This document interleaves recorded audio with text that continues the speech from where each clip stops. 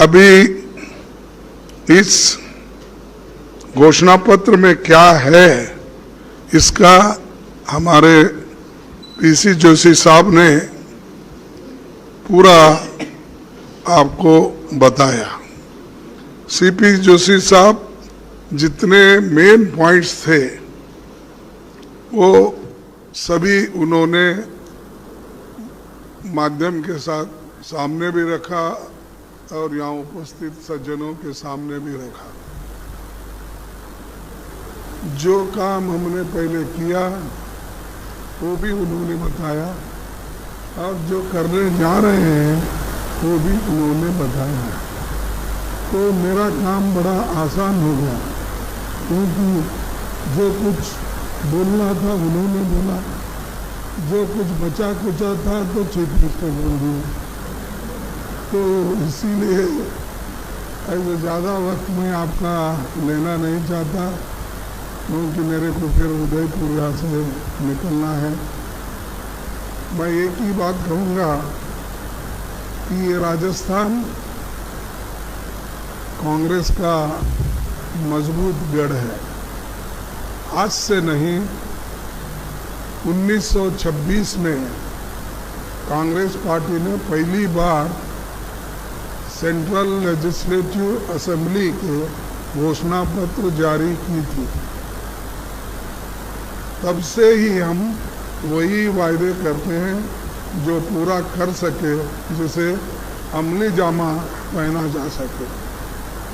तो हमारे जो वायदे हैं वो बिल्कुल अनुष्ठान लाने के लायक भी है और अनुष्ठान में हम लाए हैं। चाहे वो हमारे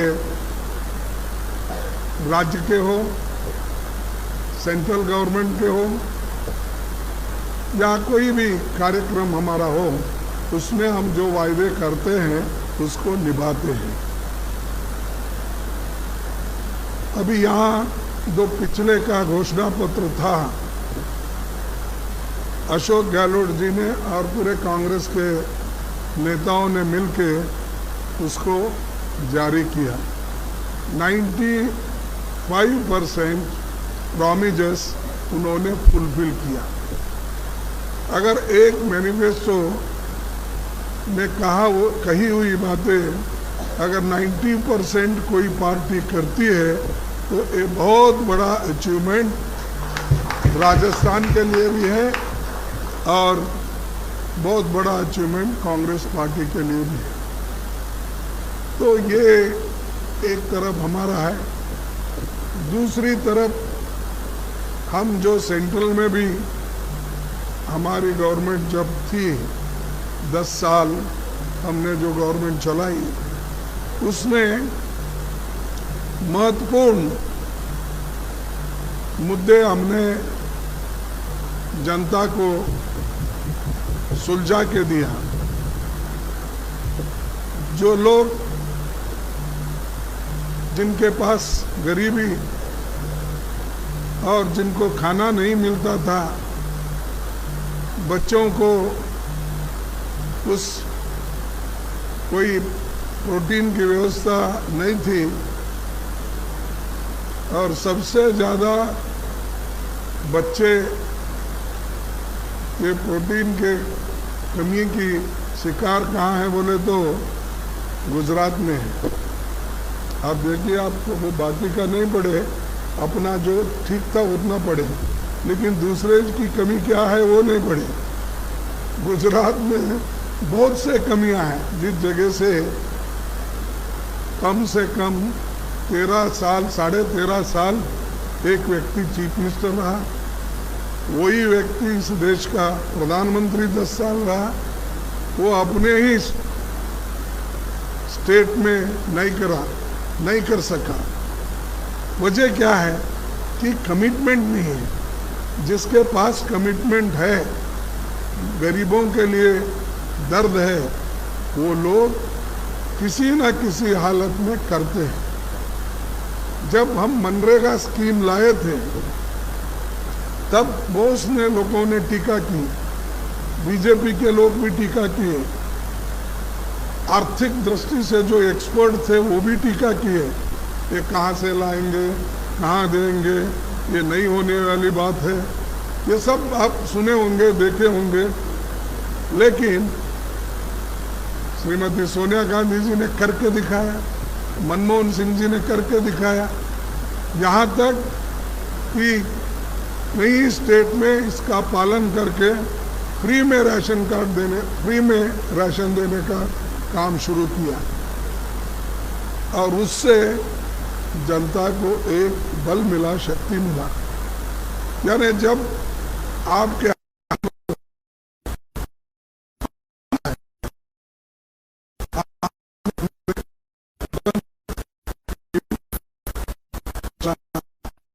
बढ़ाना पड़ा,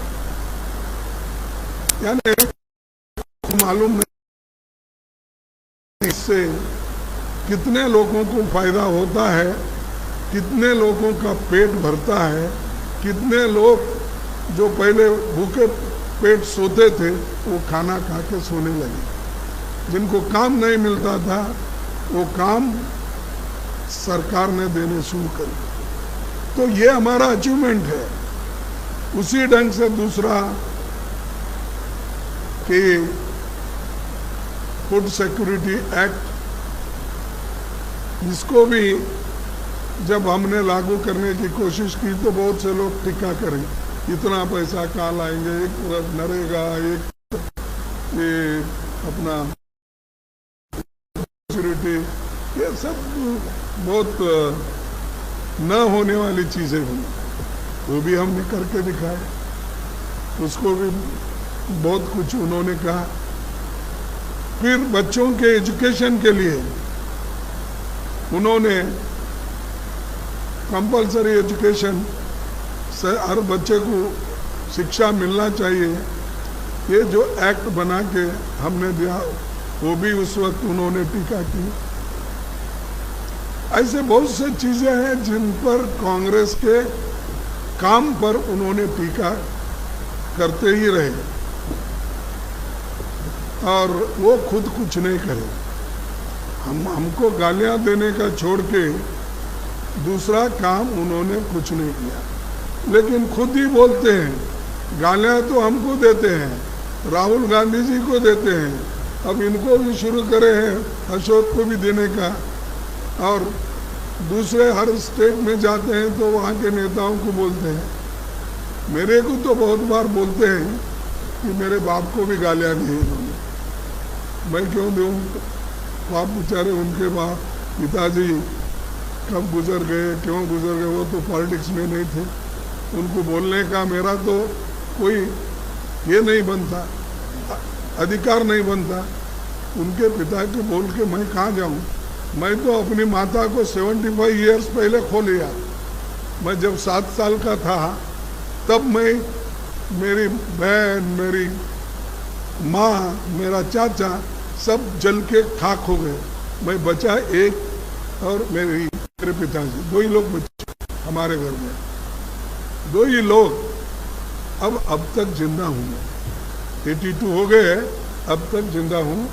ये किस लिए कह रहा हूँ, हम किसी को ऐसा बोलते नहीं, लेकिन ये झूठों का सरदार हमेशा हर बात ऐसी बोलते रहते, हर बात ऐसी ही बोलते रहते। ये बड़ा मुश्किल हो गया। जुमलेबाजी वो तो शाह के लिए छोड़ी सी।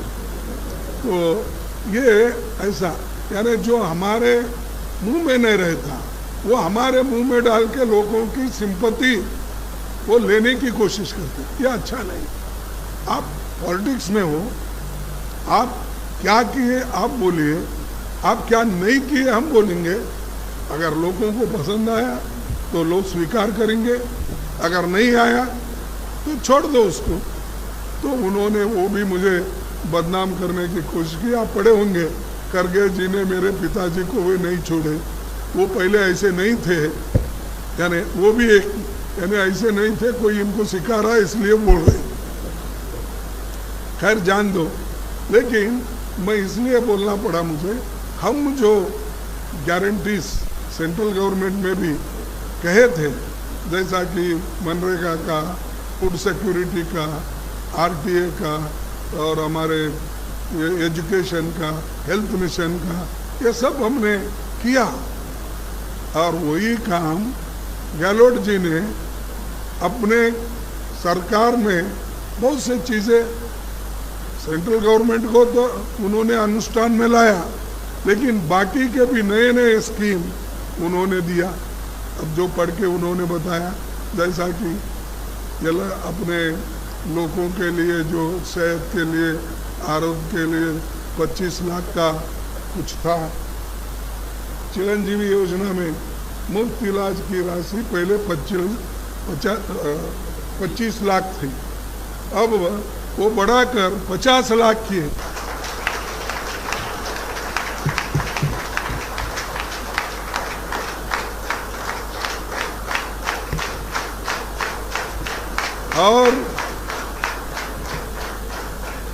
और दूसरी बात, ये तो सेंट्रल का भी होगा, इनके 10 कार्यक्रम पहले के, अब के जो है 7 प्रोग्राम हम दे रहे हैं। वो क्या है?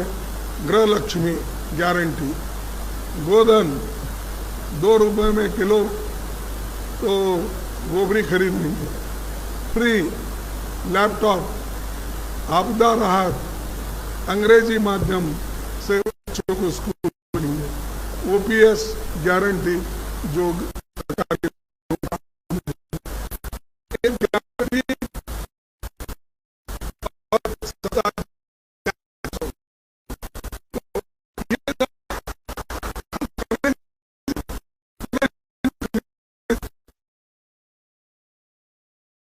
$150 का हमारे जॉब से इतना पैसा निकालिए आप, कम से कम 900 रुपये निकालिए।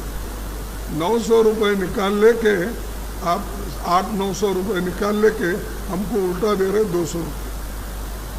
तो ये, और हमको बोले ये अशोक गहलोत जी, ये छत्तीसगढ़ इधर सब क्या है, वो कौन सा रेवड़ी, क्या रेवड़ी बांट रहे। अरे भाई हम रेवड़ी बांट रहे, फिर तुम 5 केजी बढ़ाकर वोट लेने के लिए जो करे वो क्या करे, क्यों करे? तो ये उनकी दिखाने की आदत एक है, बोलने की आदत एक है, और इनको जो स्कीम हम कर रहे हैं उनको कंपटीशन करने के लिए कुछ ना कुछ दूसरा करते हैं, वही रिपीट कर रहे हैं।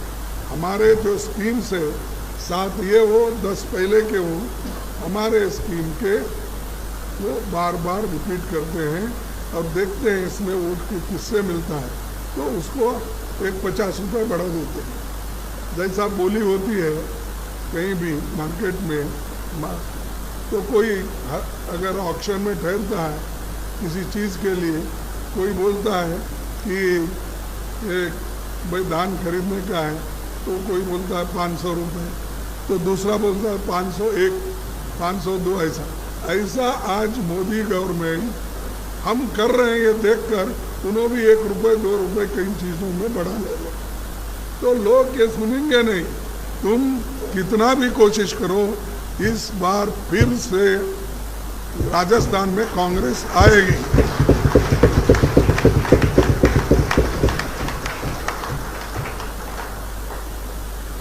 अब हम ये भी करेंगे, जैसा कि जोशी साहब ने बोला, देखो भाई सिर्फ राजस्थान के लिए नहीं, सारे हिंदुस्तान में हम जाति जनगणना करके रहेंगे। अगर हम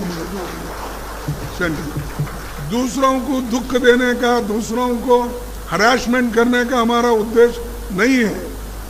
जो गरीब लोग हैं, गरीब तबके के लोग कहाँ ठहरे हैं, किस जगह पे है, आर्थिक दृष्टि से वो क्या है, और उनको जमीन कितनी है, पढ़े लिखे लोग कितने हैं, और ये सारी चीज़ें दुनिया को मालूम होना। गरीब इतने हैं, उनके लिए क्या स्कीम, ये लागू करने के लिए हमने जातीय जनगणना शुरू किए। किसी को किससे हक छीन ले के लिए नहीं, जो गरीब लोग हैं उनको कुछ देने के लिए हमने ये शुरू किया। तो ये परिस्थिति आज है, और इसको भी वो लोग कुछ टीका करते, फिर बाद में उनमें से कई लोग नहीं नहीं ये ठीक है बोले, तो फिर मोदी जी बोलते हैं यस मैं भी बैकवर्ड क्लास का हूँ, बोले कई बार, आप सुने नहीं क्या? तो मैं बैकवर्ड का हूँ। वो भी घासी अपना तेली है, घासी तेली जो होते हैं वो बैकवर्ड में नहीं थे पहले। वो जब चीफ मिनिस्टर बने आहिस्ता से वो उसमें डाल दिए बैकवर्ड लिस्ट में। अब क्यों डाले वही? फिर आप बैकवर्ड के बारे में कुछ नहीं समझते ना, समानता सबको बोलते हैं, तो आप करें क्या? अपने ही कम्युनिटी को गुजरात में घासी तेली बोल के बनाकर उसको बैकवर्ड में गपचुप डाल दिए। ऐसा ही दूसरों का डाले नहीं। ठीक है, आपको भी फायदा मिलेगा जाति जनगणना करने से। अशोक साहब उनको भी दे दो जरा, ये जाति जनगणना में अगर उनके लोग पीछे हैं तो सब लोग आप बैठ के सोचिए। फिर उसके बाद उनके जो कानून थे युवाओं के लिए, हमने 10 लाख रोजगार के मौके बनाएंगे। तो राजस्थान में जो युवा है अनएम्प्लॉयड है उसको हम 10 लाख नौकरियां 5 साल में देंगे। नहीं तो आप बोलेंगे खड़गे साहब आए डिक्लेयर करे कल से दो, बोलेंगे। इसको प्लान करके 10 साल में 5 साल में 10 लाख नौकरियां देंगे। उसमें से 4 लाख नौकरियां सरकार में है, और ये सब निर्णय हम लेंगे। हमारी कैबिनेट जो चुन के आएगी नई कैबिनेट, उसमें ये सब इम्प्लीमेंट करेंगे। मैं बार बार ये कहता हूँ कि वो लोग झूठे हैं, हम ठीक करते हैं। इसलिए बोला कि 2-3 मेरे साथ 4-5 उदाहरण हैं। मैं बोला उन्होंने 15-15 लाख का वायदा किया था, वो तो मिला नहीं मिला।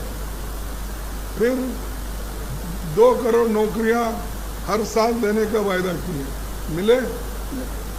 किसानों को उन्होंने डबल आमदनी करके 2 गुना आमदनी करके देता हूँ, मिला? तो ऐसे है। उसके बाद खाद्य, गोबर, ये सब ये जो औषध है, ये सबको उन्होंने ये कहा कि मैं सब्सिडी देके गरीबों की गरीबी हटाऊंगा, किसानों की हटाऊंगा। उसके बजाय उन्होंने गरीबों को तकलीफ देने का सोचा।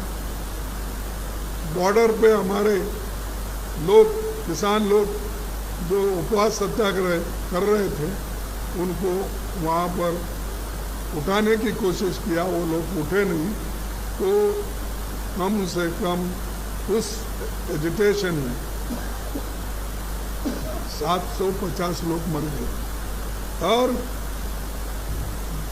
4 लोग इंक्लूडिंग जर्नलिस्ट को एक व्यक्ति ने, जो सेंट्रल में मिनिस्टर था, क्या अभी है मालूम नहीं,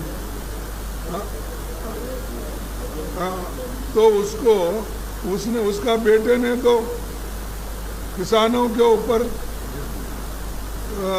जीप चढ़ा दिया, कुचल दिया। तो फिर किसानों की भलाई कहाँ है?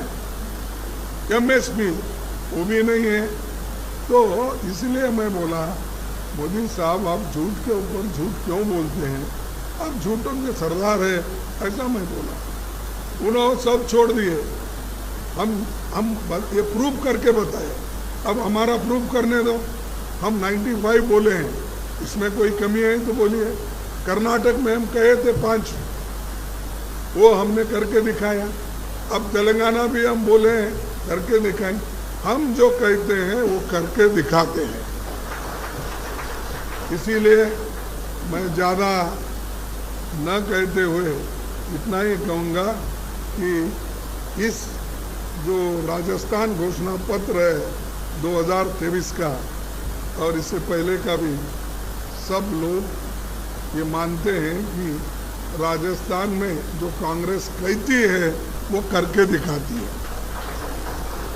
तो हम करके दिखाने वालों में से है, फिर दिखावा करने वाले नहीं। तो इतना कहते हुए